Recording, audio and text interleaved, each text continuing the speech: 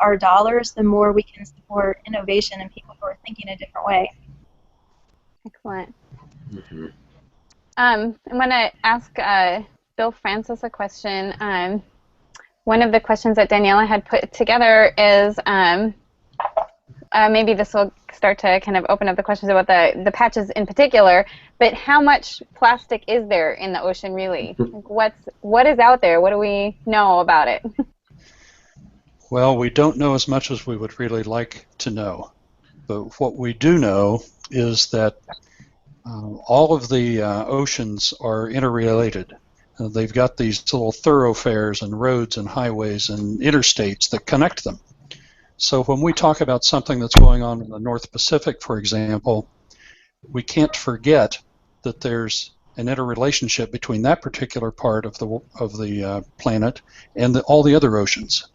I think Nick touched on there's several different major gyres within the world's oceans.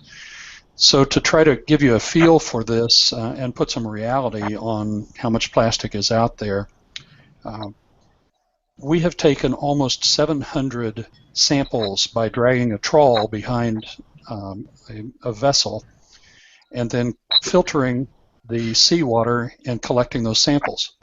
Out of those almost 700 samples, and these have been taken from all over the world, the Indian Ocean, the North and South Atlantic, the Sargasso Sea, the Antarctic, South and North Pacific, all of those samples, only 3 samples were plastic-free. Now, there are different concentrations. The level of plastic in the ocean varies depending upon all kinds of things, how deep under the surface of the water, what are the sea conditions at the time, how much wind is out there, all those things. But we found that the average concentration of plastic is approximately 1/10 of a gram per cubic meter of ocean water. Now, that's not very much. And so when you've got that small a concentration, it's really pretty hard to see this. When people talk about the gyres and the garbage patch and being at twice the size of Texas, it's not that there's this huge floating island of plastic or any other marine debris sitting out there as one mass. It's very well dispersed. It has, over time, a lot of things have broken up into smaller and smaller pieces. But the concern is that the plastic is essentially everywhere, and it is increasing. The research that we started in 1999 and have continued since then shows a very consistent increase in concentration. So we're filling our oceans up with plastic, albeit at a rate that's hard to see with the naked eye, but the impacts are many and they're serious.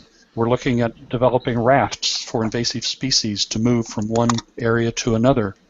And who knows how many species of life we will actually lose because of that contamination, that cross-contamination. We are definitely affecting the life and the health of marine species through entanglement, ingestion, and also through the potential of serious toxic materials being transferred to those life forms. So we've got a big problem that is scattered everywhere, and unfortunately it's kind of like smog. It's so small that it's very hard to go out there and find a way to clean it up. So we've got to do something, and that's why I appreciate what Beth is doing, what Nick is doing, and others. We've got to try to stop it at its source to keep from getting in the ocean in the first place. Eventually the ocean will heal, but we've got to stop the pollution from getting in there. And as Beth says, it's not just the oceans, it's pervasive throughout land as well. Hey guys, this is Daniela. I finally was able to get in, so thank you for your patience. Yeah. And Bill, I came in the right time, just as you were making the statement I wanted to pick up on. But perhaps we can turn over to Beth right now and talk a little bit about what is it that we can do about plastic pollution in the ocean. What is it that we can do about plastic pollution on land? Well, so we talked a little bit about certain steps before you jumped on here. Hi, Danielle. I'm so glad that you could make it. Hi, Beth. Yeah, I just had to stop for coffee on the way here. Yeah, right. As Is your video camera on? Don't even ask me what's on and what's off. Let's just keep going. I have stories to tell you about Google Hangouts later. So while you're talking, I'll try to fiddle with this. Okay. Okay. Well, originally, back in 2007, after I read the article that I mentioned before about plastic pollution in the ocean and Charlie Moore and Algalita, I decided to see what it would be like to stop acquiring any new plastic and to live plastic-free, meaning I wasn't going to throw away all the plastic that I already had, but I was just going to try not to buy any more. And that was my initial step, was just to reduce the plastic in my own life. Originally, I thought that all the plastic that I did end up with should be able to be recycled, but as I've learned more and more about plastic recycling, I've discovered that it's not it shouldn't be the #1 step or solution to plastic pollution, because recycling has its own drawbacks, and I think we're probably going to talk a little bit more about that later. So reducing my own personal plastic was the first step, but very, very quickly I started to realize that it wasn't enough. You know, I was reducing my plastic and taking my own bag, but I'd go to the grocery store and I'd see everybody taking new plastic bags. Or I would be religiously bringing my reusable water bottle with me, and I'd go out and see people buying bottled water and going to the coffee place and getting their coffee in plastic, their iced coffee in plastic cups, or even paper cups that are lined with plastic. It became a little overwhelming, and I realized that we need change on a systemic level. And so I started getting involved with plastic bag campaigns and other types of actions, and even started my own campaign to get rid of filters recycled.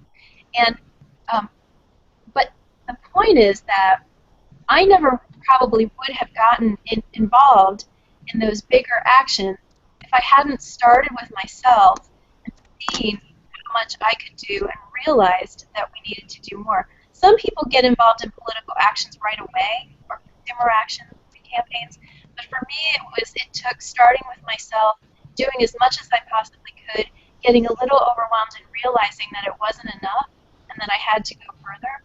And so I think there are things that everybody can do, but it's... So Beth, hang on a second, because I want you to talk a lot about this in a moment. But let's ask Nick, why do we care? What does it matter? You know, you're going through all of these efforts, and I'm being the devil's advocate because I love asking this question. People ask me all the time. You're going through enormous personal effort to make a difference. Does it matter? I mean, why do we care? We have like a remote place in the ocean and, you know, some plastic floating around. Most people say I'll never see it. Nick, tell us, why do we care? Yeah, that's a great question, Daniela, and it is, and often it's the one we get. So what? Why does it matter there's a lot out there? Why does it matter there's a lot on the beach? And the reality is there's a lot of reasons. You know, obviously I think the most iconic images to date are the pictures of the entangled whales, the entangled sea turtles. Of course, Chris Jordan's, you know, powerful images of albatross carcasses with bottle caps and other forms of plastics just, you know, littering the gut. And those are all very real threats, and there is evidence of those types of interactions causing real harm to marine wildlife. But you know, particularly as we move forward, there is increasing evidence that it's not just the plastics themselves from a physical perspective, but the chemical perspective as well. You know, plastics have myriad different types of additives to them that pose their own threat in the marine environment by potentially leaching out. But also plastics, the properties of plastic make them very susceptible to taking on contaminants and other toxins that are in the marine environment. And when fishes, when seabirds and sea turtles and other organisms ingest these small fragmented plastics out there, they're essentially taking a concentrated toxic pill that contains PCBs and flame retardants and all other forms of chemicals that are found in the water. And there is strong evidence that shows these chemicals don't just stay on those plastics once they're ingested, but they pass into the blood and into the tissues of these organisms. And it's not just sea turtles and seabirds, it's fishes. It's fishes in the middle depths of the North Pacific. It's fishes in the English Channel. And just recently, a paper came out that showed commercially viable moonfish in the North Pacific. Fish that rarely come up to the surface are being found with large quantities of plastics as well. And what that means is these animals that you and I go to the store to purchase, to put on our dinner plates, are ingesting large quantities of plastics. And they're not just directly ingesting plastics, they're ingesting smaller animals that are ingesting plastics. And this biomagnification of plastics and those toxic chemicals up the food chain are a very real concern. And while we do not yet know that we can trace those chemicals from those fishes such as tuna, moonfish, those species that we are eating to our dinner plate, there is certainly strong evidence out there to suggest that may in fact be the case. So I think Bill alluded to this earlier, that we don't know all the answers, and we certainly need better science, and we're advocating for very strong, aggressive science on the impacts of plastics. But that does not mean we don't have enough to act right now. So that really brings up an excellent question for everybody here. And Nick, perhaps you can take a stab at this if you know the answer, and then I want Bill to answer as well. And it's who needs to be involved in the solution? Who, in terms of organizations, what kind of organizations? And can you talk a little bit about the Trash-Free Seas Alliance? Sure. Well, I think that the short answer is that everyone has a role to play.